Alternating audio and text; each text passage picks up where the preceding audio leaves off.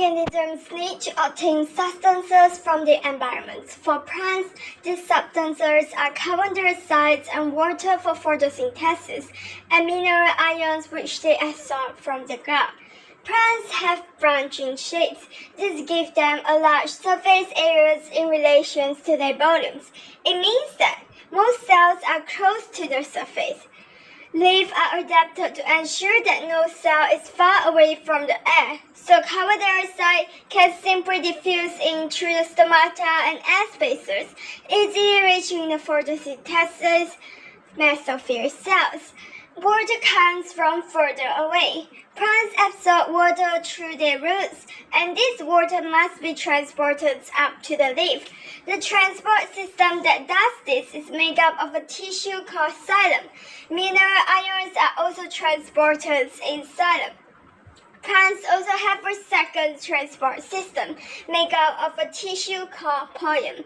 Pollen transports sugars and amino acids from the leaf where they are made to other parts of the plant such as its roots and flowers. Xylem. A xylem vessel is like a long drain pipe. It is made of many hollow dead cells joined end to end. The end walls of the cells have disappeared, so a long open tube is formed. Xylem vessels run from the roots of the plant right up through the stem. They branch out into every leaf. Xylem vessels contain no cytoplasms or nucleus. The walls are made of cellulose and lignin. Lignin is very strong, so xylem vessels help to keep plants upright. Wood is made almost entirely of lignified xylem vessels. Support. Function. The walls of vessels contains lignin. Lignin is very strong and can support the great weight of even a heavy tree. In leaf xylem vessels in mosquito binders help the leaf to be held flat, to provide a large surface area to absorb sunlight. Transport.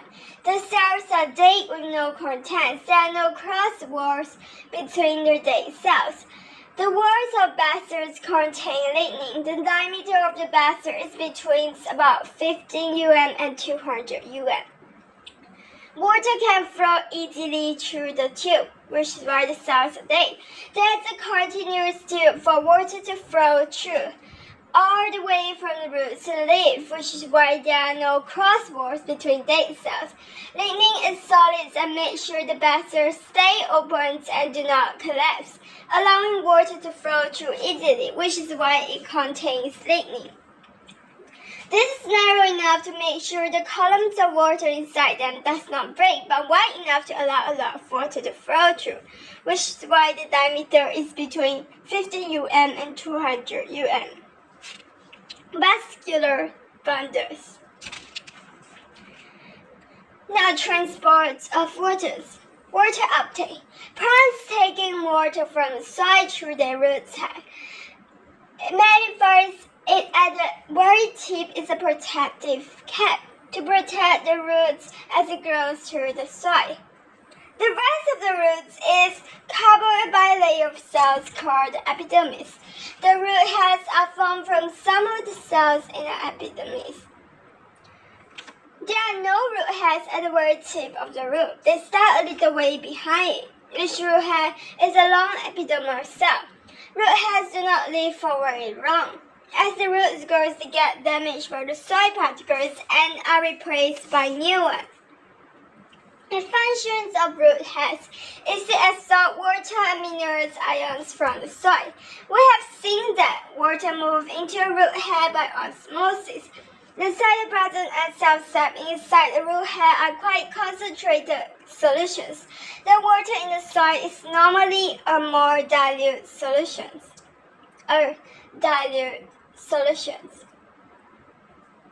Water therefore diffuses into the root hairs down its concentration gradient through the partially permeable cell surface membranes. The long, thin root hairs have a large surface area which increases the uptake of water and mineral ions. the pathway of water through a plant. The root heads are on the edge of the roots. The xylem basins are in the center. Before the water can be taken to the rest of the plants, it must travel across the root to these xylem basins. The path that the water takes is shown in figure. The water travels by osmosis through the cortex from cell to cell. Some of it may also just seep through the spaces between the cells or through the cell walls, never actually entering a cell at all. Eventually, it reaches the xylem basins in the middle of the roots. This transport all the weeds up through the stems and into the leaf. When water reaches the xylems, it moves up xylem basins in the same way that a drink moves up a straw when you suck it. When you suck a straw, you reduce the pressure at the top of the straw. The liquids at the bottom of the straw is at a higher pressure, so the liquid flows up the straw into your mouth. The same thing happens with the water in xylem basins. The pressure at the top of the basins is lower, while the pressure at the bottom stays high. Water therefore flows up the xylem basins. Transpirations. Transpirations is the loss of water vapor from a plant. Most of this loss takes place from the leaf. There are usually more stomata on the underside of the leaf in the lower epidermis. The mesophyll cells inside the leaf are each covered with a thin film of moisture.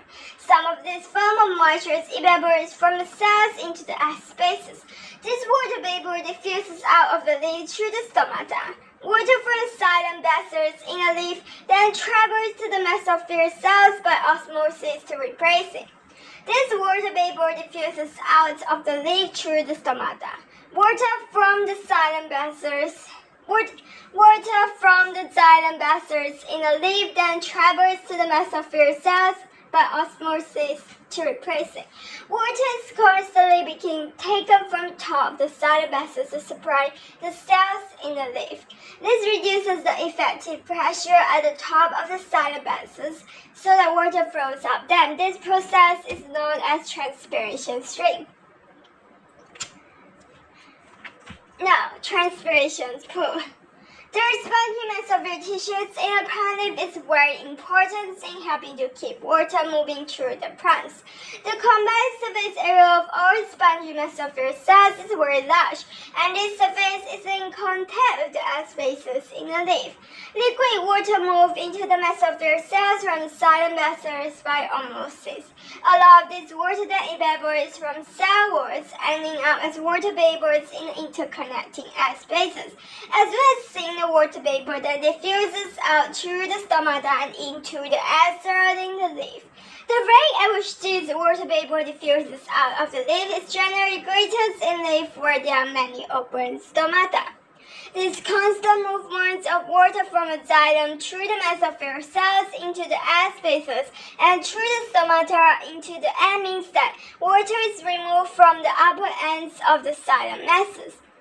This reduces the pressures in the basins. This pressure at the top of the xylem basins is therefore less than the pressure at the bottoms in the roots.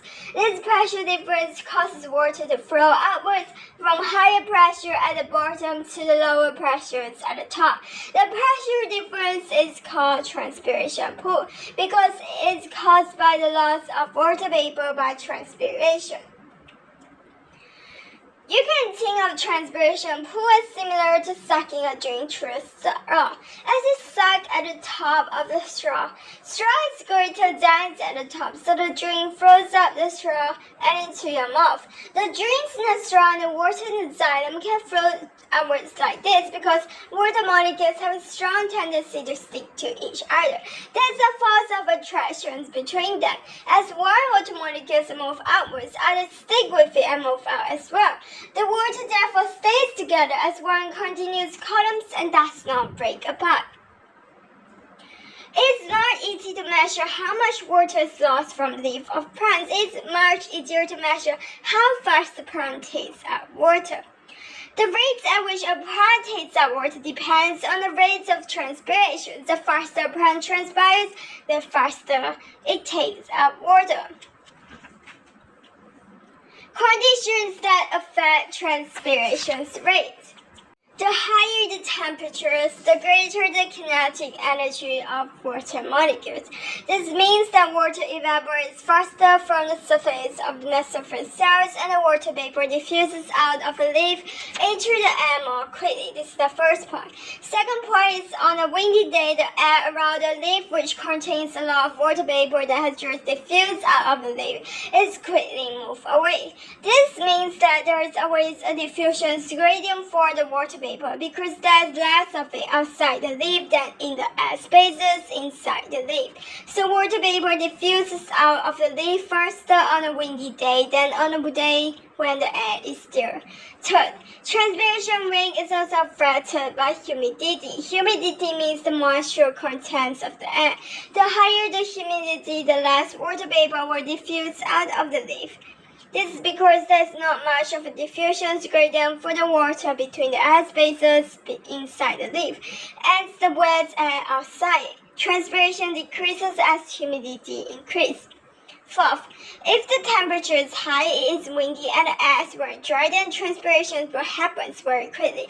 The plant may lose water from its leaf and faster than it can take it up from its roots.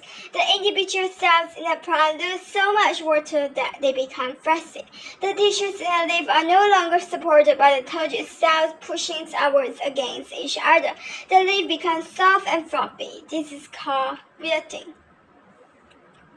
Translocations of sugars and amino acids. Leaves make carbohydrates by photosynthesis. They also use some of these carbohydrates to make amino acids, proteins, fats, and oils, and other organic substances. Some of the substances made in the leaf, especially sugars and amino acids, are transported to other parts of the plants in the pollen tubes. This is called translocations. Sources and sinks. The part of a plant from its sugars and amino acids are being translocated is called a source. The part of a plant to which they are being translocated is called a sink. When a plant is actively photosynthesizing and growing, the leaves are generally the major sources of translocated materials. They are constantly producing sugars, which is carried in the pollen to all other parts of the plant. These receiving parts, the sinks, include the roots and the flowers. The roots may change some of the sugars to starch and starch. The flowers use the sugars to make fructose, and especially sweet-tasting sugar for nectar. Later, when the fruits are developing, sugars may be used to produce sweet, juicy fruits ready to attract animals. But many plants have a time of year when the weight in the state of reduced activity for harsh conditions to end. In a hot climate, this may be during the hotter, drier seasons. In temperature countries, it may be during the winter. During these difficult times, the plant do not photosynthesize. It survives by using its stores of starch, oils, and other materials in its roots. The stored materials are converted to sugars and transported to other parts of the plant, so the storage areas have now become sources. For example, baobab trees grow in tropical countries such as Madagascar. In the wet seasons, they live photosynthesis and make sugars. This is transported to the trunks and roots where it is stored as starch. In a dry season, the baobab drops its leaves. When it rains again, the stores of starch are changed to sugars and transported to the growing bud, helping it to grow and form new leaves.